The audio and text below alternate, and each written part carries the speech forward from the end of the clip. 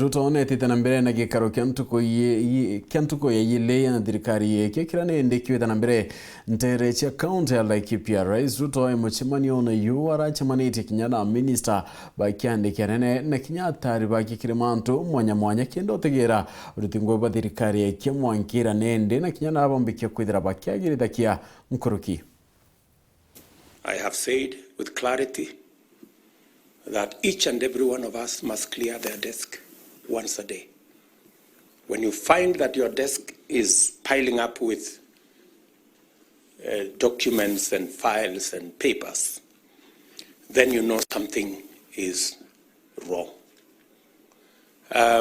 It is my expectation that as we have promised the people of Kenya, we are going to digitize all the 5,000 government services in the next 6 months to enhance the efficiency of government.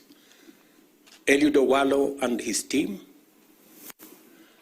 know what they need to do with the support of the Attorney General and all the other people in Treasury and all the other sectors.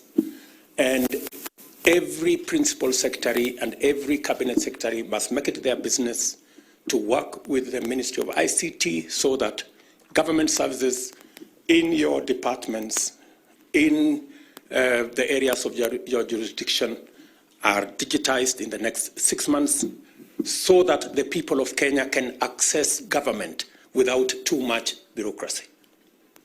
It should be possible for the people of Kenya on their phones, the same way, leveraging on technology, we have managed to demonstrate that it is possible to roll out a huge program like the Hustler Fund with 17 million people on board, 13 billion shillings already lent, without meetings, committees, and all the rest of the bureaucracy.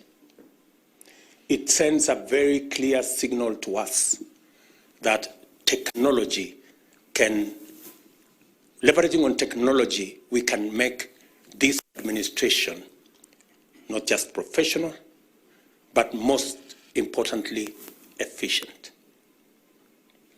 The people of Kenya should be able to pay from the comfort of their homes for government services.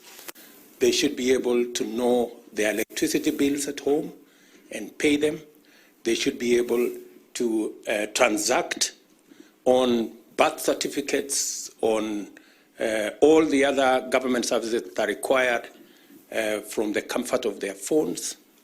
And using technology, we will also close the loopholes of pilferage and loss of government revenue.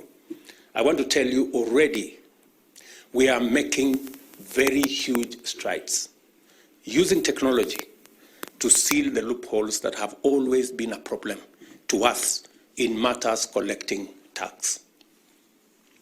It is my expectation that all of us, we have at the moment, I think 15%, about 300 government services that are digitized, 5,000 government services are not. My expectation is that this exercise in the next 6 months will be complete so that Kenyans can interact, whether they are land records, whether they want to know their rent, whether they want to know what they have to do with whatever other government service. They should be able to do it efficiently and without much hindrance or unnecessary bureaucracy.